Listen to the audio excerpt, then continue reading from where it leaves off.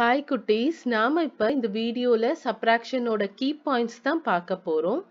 Decreased by, diminished by, subtract, reduce, differences, less than, take away, minus, deduction, reduction, decline, drop, discount, diminution, decrement, shrinkage. இந்த வேர்ட்ல எந்த வேர்டை அந்த சம்ல use பண்ணி இருந்தாலும் அது சப்ராக்ஷன் சம் தான். நான் திரும்ப உங்களுக்காக ரீட் பண்றேன்.